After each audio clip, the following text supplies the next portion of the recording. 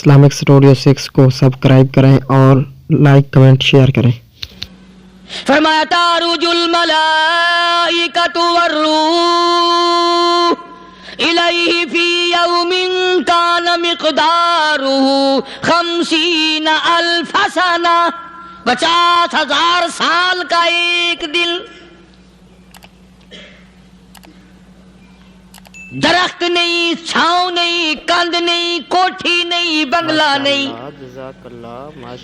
سمندر ختم، دریا ختم، نہر ندی نالے ختم، چشمے ختم، نل کے کنویں ختم، پانی کا نام و نشان نہیں۔ نظام عالم کو پہلے برباد کیا جائے گا، پھر یکدم سارا وجود میں لا لیا جائے گا۔ اذا السماء انشقت، یہ آسمان کڑا کڑا کر کے پھٹ پڑے گا۔ وَإِذَا النُّجُومُ انْكَدَرَتْ، ستارے زمین پہ دھڑام دھڑام کر کے گریں گے۔ وَإِذَا الْأَرْضُ مُدَّتْ، زمین بوریے کی طرح سے لپیٹ دی جائے گی۔ وَإِذَا الْجِبَالُ سُيِّرَتْ، یہ بڑے بڑے پہاڑ ہوا میں کپاس کی طرح اڑتے پھریں گے۔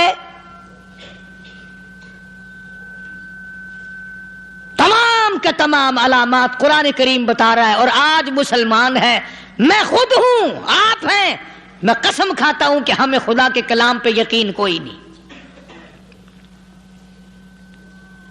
اگر یقین ہو پھر یہ غفلت۔ صحابی مدنی کریم صلی اللہ تعالی علیہ وسلم کا ساری رات کروٹیں بدلتا ہے، صبح ہوئی بیٹی نے پوچھ لیا، ابا جان میں ساری رات دیکھتی رہی، آپ کو نیند نہیں آئی، کیا کوئی تکلیف ہے؟ دیکھنے والی بیٹی کے بھی قربان جاؤں، بے چین ہونے والے ابا کے بھی قربان جاؤں، آخر بیٹی بھی جاگ رہی ہوگی تبھی تو دیکھا ہوگا۔ کہنے لگے ابا میں نے ساری رات کروٹیں بدلتے دیکھا، کیا بات ہے، آج نیند کیوں نہیں آئی؟ فرمایا لخت جگر او نور نظر، او میری بیٹی کل قرآن کریم کی ایک آیت سن کے آیا ہوں، ثم لم یتوبوا فلہم عذاب جہنم ولہم عذاب الحریق۔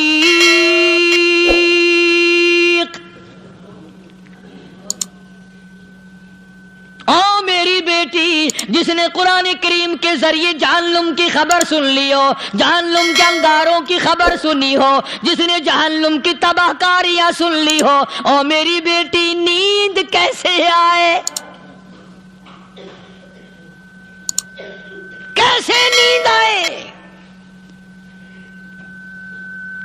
امام شافعی رحمت اللہ علیہ اتنے بڑے جلیل القدر ولی کامل ہیں، وقت کے امام ہیں، پرہیزگار متقی ہیں، اپنی بیٹی کو فرمانے لگے لخت جگر تیری آنکھیں بگڑتی چلی جا رہی ہیں، میں دیکھتا ہوں تو ساری رات نیند نہیں کرتی، ساری رات سوتی نہیں، مصلی پہ کھڑی ہو کر قرآن پڑھتی رہتی ہے، تو کچھ نیند کر لیا کر، آنکھوں سے محتاج ہو جائے گی۔ عرض کرنے لگے ابا جان نیند آتی ہے، بستر پہ لیٹ جاتی ہوں، آنکھ لگنے کو ہوتی ہے، فوراً میرے دل میں خیال آتا ہے شافی کی بیٹی تو نے تو بستر سنبھال لیا، صبح تیری نامعلوم زمین کے اوپر ہوگی یا لاکھوں من مٹی کے نیچے ہوگی۔ پھر میری نیند اکھڑ جاتی ہے، پھر کھڑی ہو کر خدا کا قرآن پڑھتی ہوں۔ وہ ساری رات قرآن پڑھا کرتے تھے، اور بدقسمت قوم تمہیں صبح اٹھ کر قرآن کا سپارہ پڑھنے کی توفیق نہیں ہے۔ مسلمان پر قرآن کا دیدار نصیب نہیں، قرآن کی زیارت نصیب نہیں، گدھے کی طرح کھاتے سو گئے اور گدھے کی طرح صبح اٹھ کر کھانا پینا شروع کر دیا۔ تو رب کے کلام کا اتنا باغی کہ تو دیکھنا پسند نہیں کرتا۔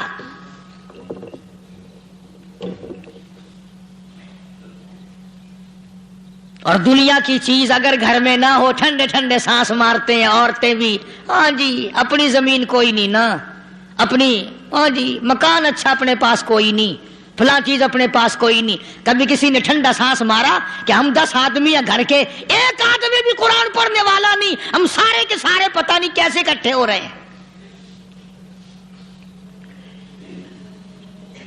اگر دل میں عظمت ہو, ڈاکٹر ہو, افسر ہو, وزیر ہو, آخر ہے تو انسان, ہے مسلمان, ہے مدنی کریم صلی اللہ علیہ وسلم کا امتی, پھر قرآن سے اتنا دور کیوں ہے؟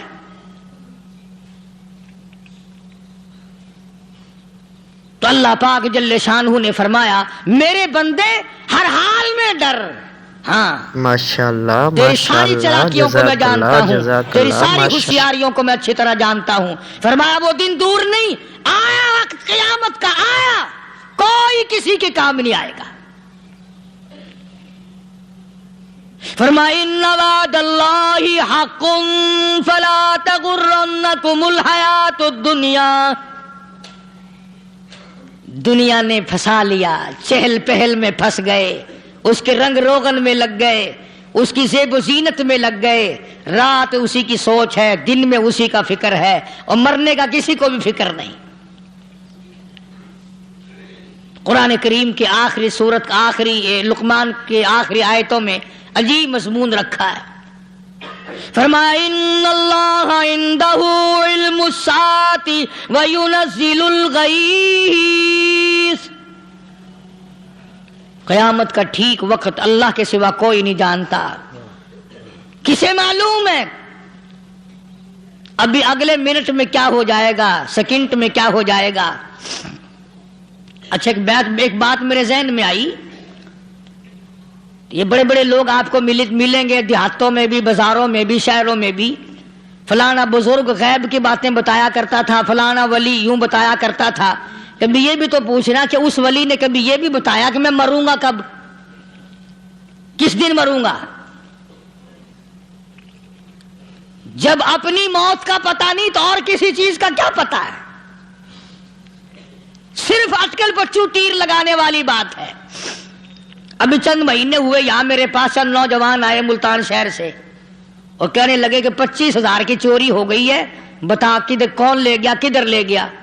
میرے پاس آئے یہاں, میں نے کہا بتا دوں گا پر آدھ دے لوں گا. کہنے لگا نہیں نہیں دیکھا نا جی اتنا تو نہ کرو. اور میں نے کہا وہ سارے ہی چلے گئے یار, یقین کرو میں یہاں چارپائی میں بیٹھا ہوں دروازے کے باہر, عصر کے بعد پوری پارٹی آئی اسی شہر کی کہ 25,000 روپیہ گم ہو گیا ہے, بتا کدھر گیا ہے. سب لوگ کہتے ہیں قاری حنیف بتاتا ہے. سنو قاری حنیف بتاتا ہے, ٹیلا کرا دوں گا میں.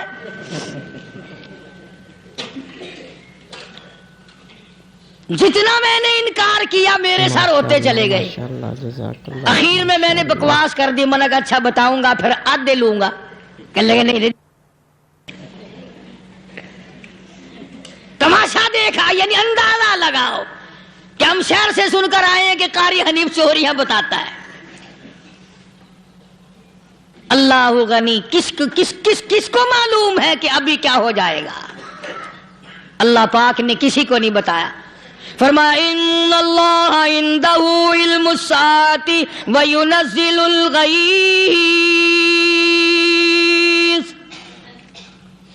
قیامت کا ٹھیک وقت کسی کو معلوم نہیں, بارش کا کوئی پتہ نہیں کب ہوگی, کتنی ہوگی.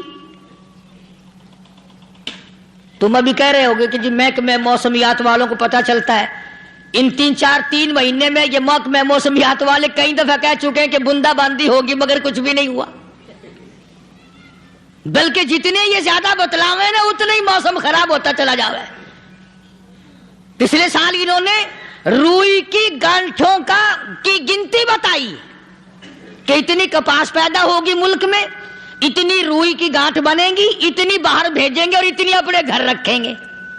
ذرا پوچھو تو صحیح ذمہ داروں سے سر کھجاتے پھرے کہ کھاد کے پیسے بھی واپس نہیں ہوئے. بھلے کسی کو کیا پتا کہ ابھی کیا تھا اور ابھی کیا ہو جائے گا, کل کیا ہوگا, پرسوں کیا. ایک اللہ کی ذات جانتی ہے.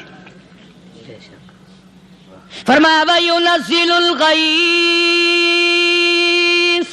کوئی نہیں جانتا بارش کب ہوگی, کتنی ہوگی, کہاں تک ہوگی, کس قدر ہوگی, کس طرح میں ہوگی, کہاں نہیں ہوگی. وَيَعْلَمُ مَا فِي الْأَرْحَامِ,